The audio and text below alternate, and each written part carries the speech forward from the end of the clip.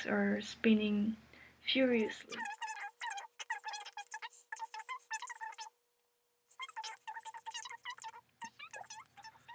Talk to you about Rich Dad and Poor Dad story. One of my favorite books that's called by Kiyosaki, and he's very famous author that I was very inspired by him. And a few years ago, I granted an interview with a newspaper in Singapore.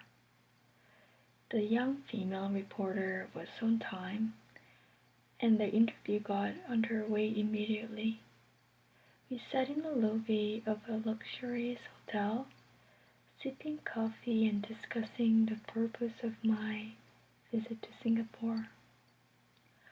I was to share the platform with Jig Jiggler. He was speaking on motivation, and I was speaking on the secrets of the rich.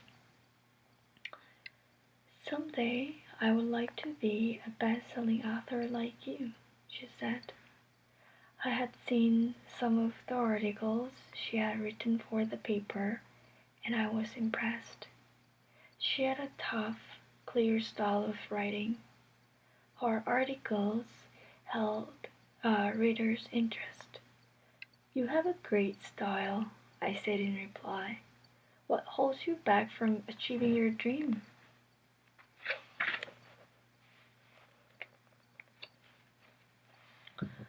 My work does not seem to go anywhere, she said quietly. Everyone says that my novels are excellent, but nothing happens. So I keep my job with the paper. At least it pays the bills. Do you have any suggestions? Yes, I do, I said brightly. A friend of mine here in Singapore runs a school that trains people to sell. He runs sales training courses for many of the top corporations here in Singapore.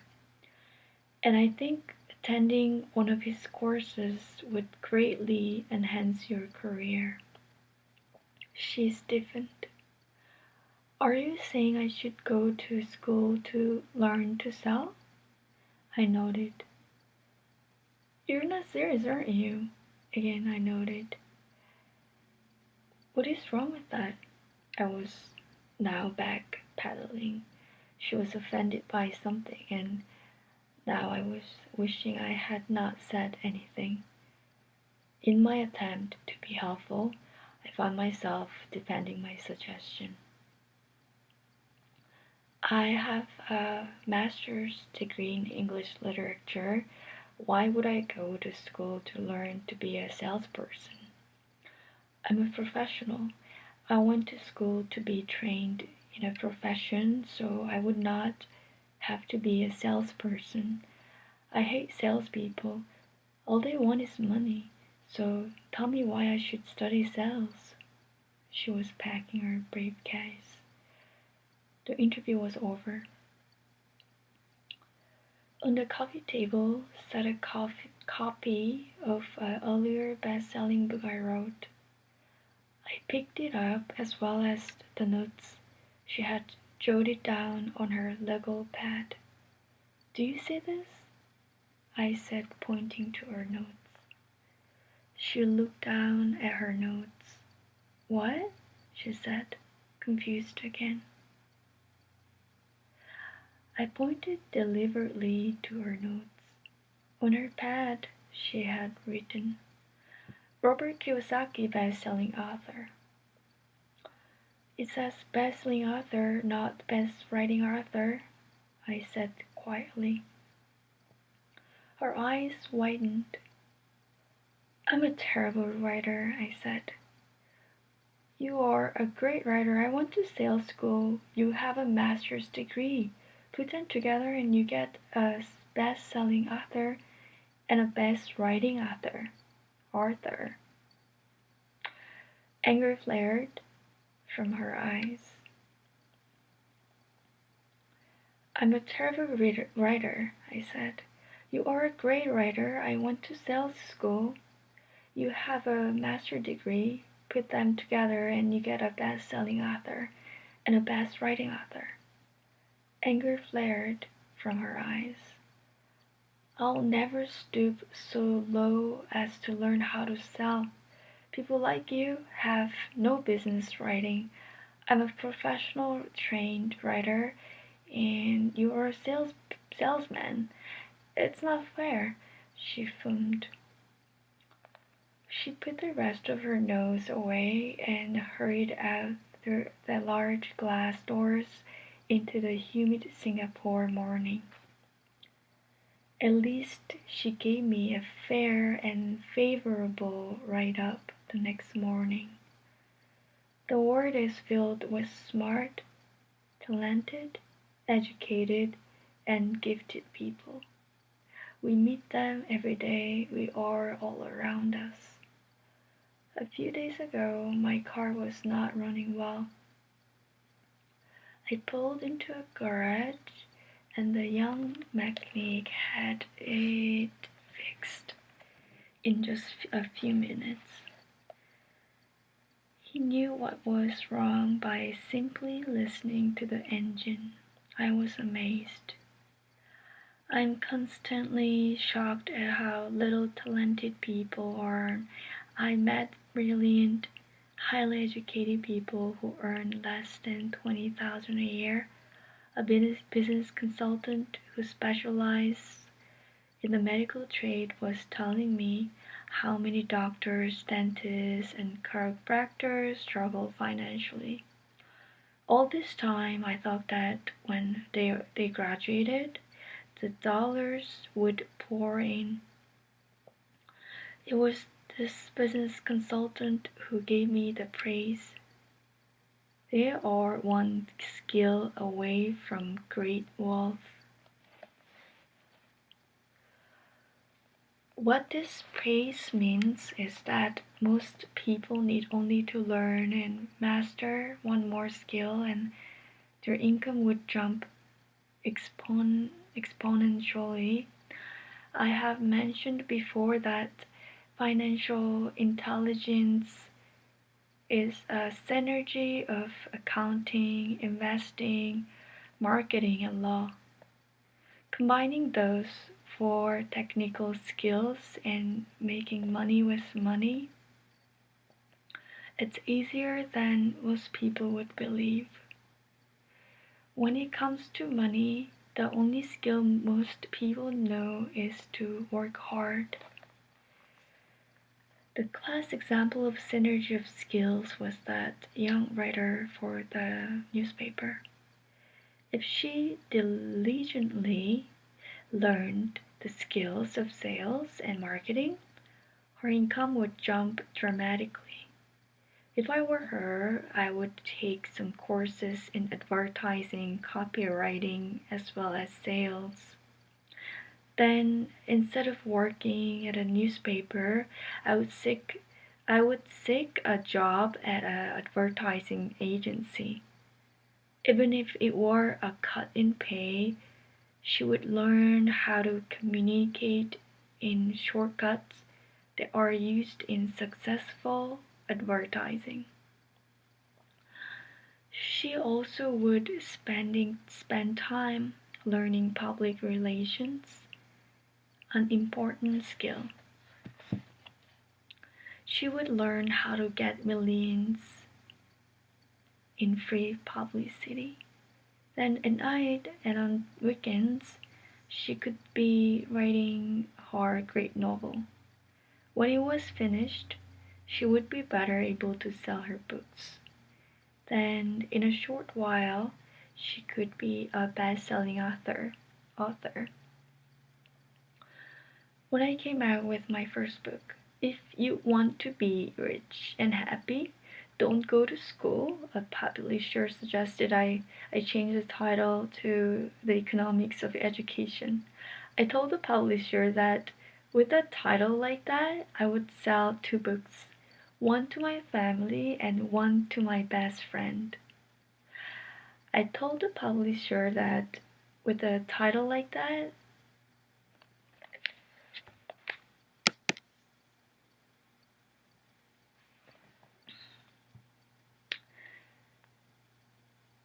The problem is that they would expect it for free.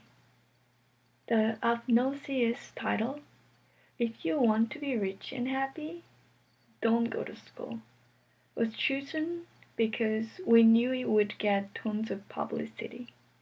I'm pro-education and believe in education's reform.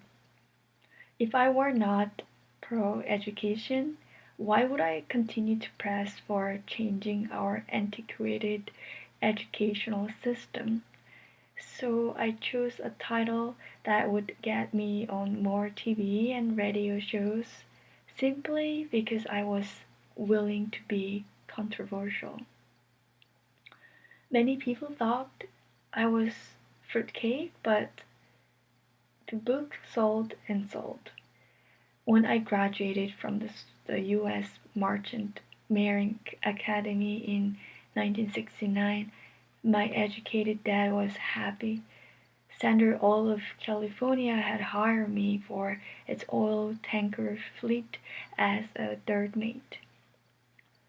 The pay was low compared to with my classmates, but it was okay for a first real job after college. My starting pay was about $42,000 a year, including overtime, and only had to work for 7 months. I had 5 months of vacation. If I had wanted to, I could have taken the run to Vietnam with a subsidiary shipping company and easily double my pay instead of taking 5 months of vacation. I had a great career ahead of me, yet I resigned for 6 months with the company and joined the Marine Corps to learn how to fly. My education, dad, was devastated. Rich dad congratulated me. In school and in the workplace, the popular opinion is the idea of specialization, and that is, in order to make more money to get promoted, you need to specialize. That is why medical doctors immediately begin to seek a specialty such as orthopedics or pediatrics.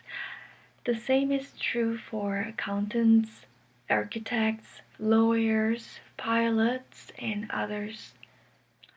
My educated dad believed in the same dogma. That is why he was thrilled when he eventually achieved his doctorate. He often admitted that schools reward people who study more and more about less and less. Rich dad encouraged me to do exactly the opposite. You want to know a little about a lot, was his suggestion.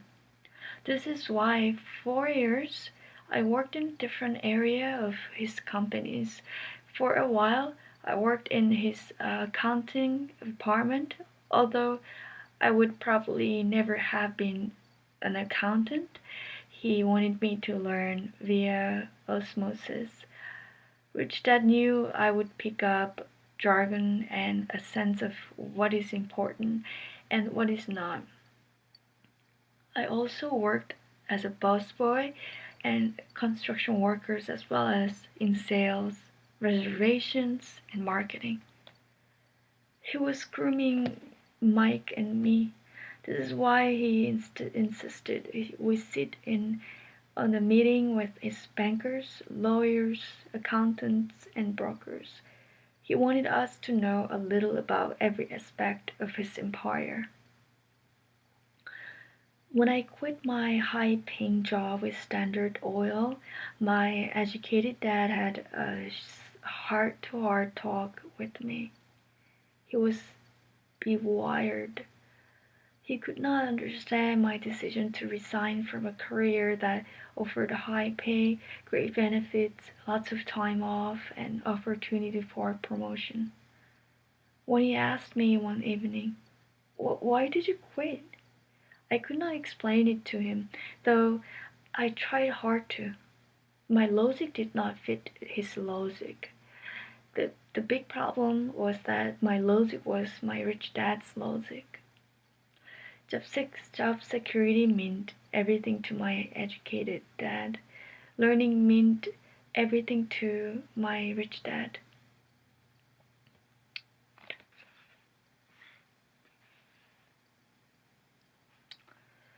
Educated dad thought I went to school to learn to be a ship's officer. Rich dad knew that I went to school to study international trade, so as a student I made cargo runs, navigating large freighters, oil tankers, and passenger ships to the far West and the South Pacific. Rich dad emphasized that I should stay in the Pacific instead of taking ships to Europe because he knew that the emerging nations were in Asia, not Europe.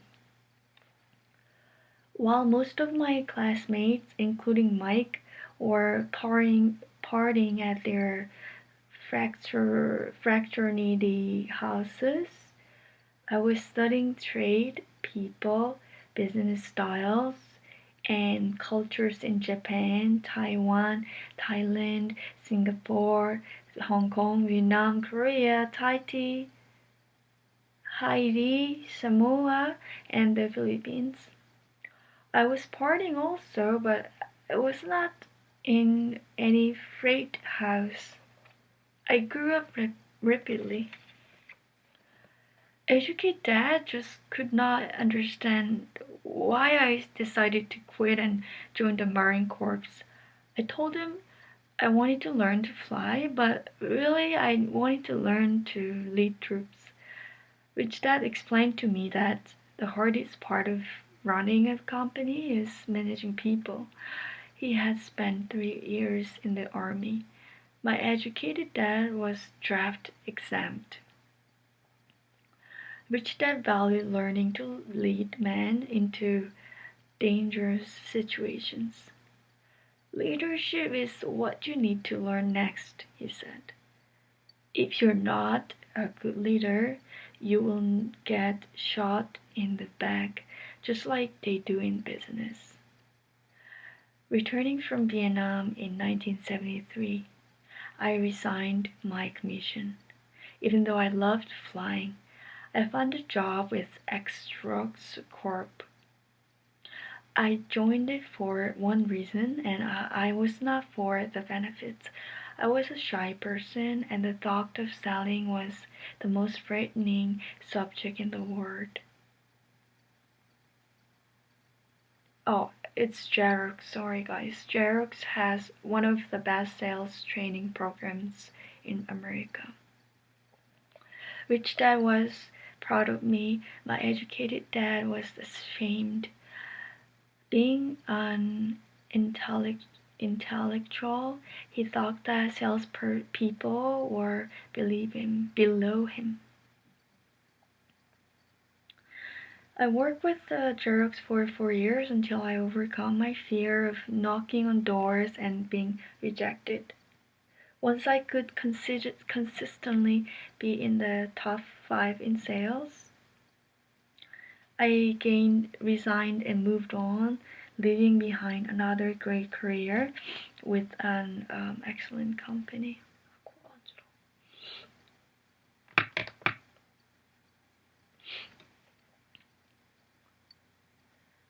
Returning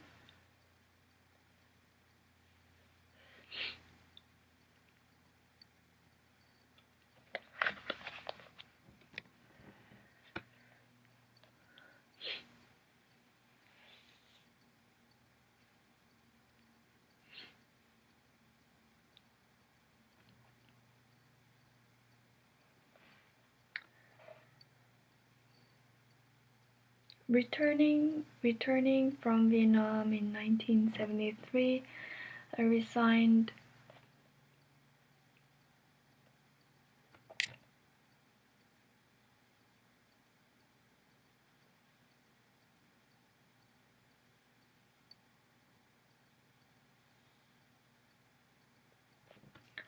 Returning from Vietnam in 1973, I resigned my commission, even though I love flying. I found a job with Xerox Corp. I joined it for one reason, and it was not for the benefits. I was a shy person, and the thought of selling was the most frightening subject in the world. Xerox has one of the best sales training programs in America. Rich Dad was proud of me. My educated dad was shamed. Being an intellectual, he thought that salespeople were below him. I worked with Xerox for 4 years until I overcame my fear of knocking on doors and being rejected. Once I could consistently be in top 5 in sales, I again resigned and moved on, leaving behind another great career with an excellent company. In 1977, I formed my first company. Rich Dad had groomed Mike and me to take over companies, so I now had to learn to form them and put them together. My first product, the nylon and Velcro wallet, was manufactured in the Far East and shipped to warehouse in New York, near where I had gone to school. My formal education was complete, and it was time to test my wings. If I failed, I would go broke. Rich Dad thought it best to go broke before 30. You still have time to recover, was his advice.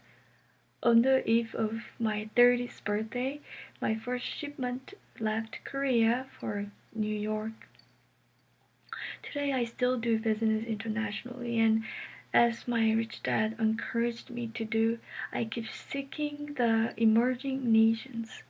Today my investment company invests in South America countries and Asian countries, as well as in Norway and Russia. There is an old cliche that goes, job is a acronym for just over broke. Unfortunately, I would say that applies to millions of people because school does not think financial intelligence is an intelligence. Most workers live within their means.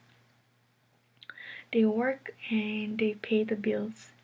There is another horrible management theory that goes, workers work hard enough to not to be fired, and owners pay just enough so that workers won't quit. And if you look at the pay scales of most companies, again, I would say there is a degree of truth to that statement. The net result is that most workers never get ahead. They do what they've been taught to do, get a secure job. Most workers focus on working for pay and benefits that rewards them in the short term, but are often disastrous in the long run. Instead, I recommend to young people to seek work for what they will earn more than what they will earn. Look down the road at what skills they want to acquire before choosing a specific profession and before getting trapped in the rat race. Once people are trapped in the lifelong process of bill paying, they become like those little hamsters running around in those metal wheels. Their little furry legs are spinning furiously. The wheel is turning furiously, but come tomorrow morning, they'll still be in the same cage. Great job. In the movie Jerry Maguire, starring Tom Cruise, there are many great one-liners.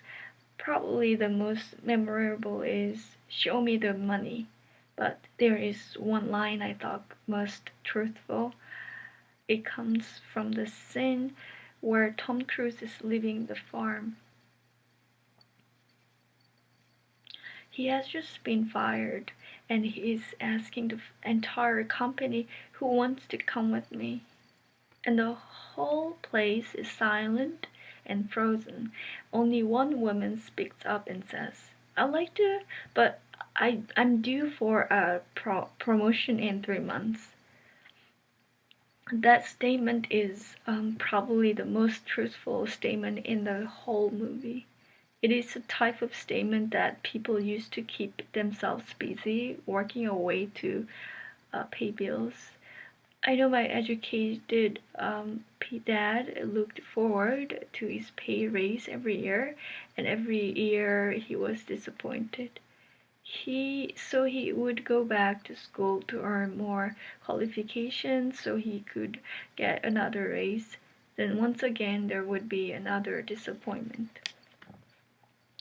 The question I often ask people is, where is this daily activity taking you? Just like the little hamsters, I wonder if people look at where their hard work is taking them. What does the future hold? In this book, The Retirement Myth, Craig S. Carpel writes, I visited the headquarters of a major national pension consulting firm and met with a managing director who specialized in designing loosey retirement plans for top management. When I asked her what people who don't have corner offices will be able to expect in the way of pension income, she said with a confident smile, the silver bullet. What? I asked. Is the silver bullet? She shrugged and said, if baby boomers discover they don't have enough money to live on when they are older, they can always blow their brains out. Carpel goes on to explain the difference between the old defined benefit retirement plans and the new 401k plans that are riskier. It's not a pretty picture for most people working today, and that is just for retirement and medical fees and long-term nursing home care, and the picture is frightening. Already many hospitals in countries with socialized medicine need to make tough decisions such as who will live, who will die.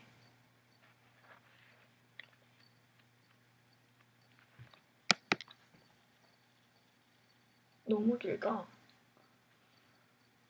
This is part 1, so if somebody would like to know more about this story, just please let me know. And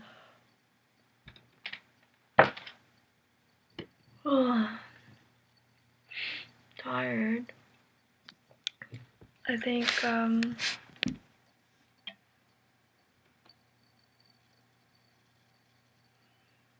hello guys, welcome to my channel. I'm so happy to see you again, and here I am.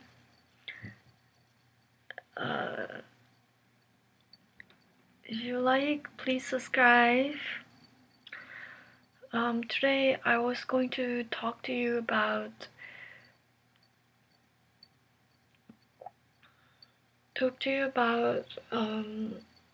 Rich Dad and Poor Dad story. One of my favorite books that's called by Kiyosaki, and he's very famous author that I was very. This is part 1, so